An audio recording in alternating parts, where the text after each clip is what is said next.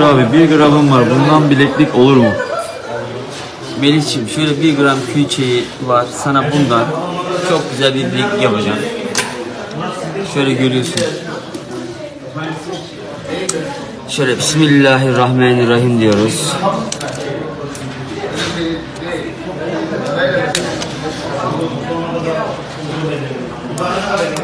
Evet.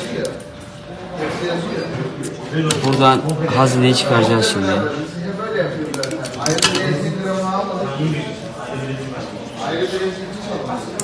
Bakar mısın? 1 gram altını çıkardık. Bunu buraya yerleştiriyoruz.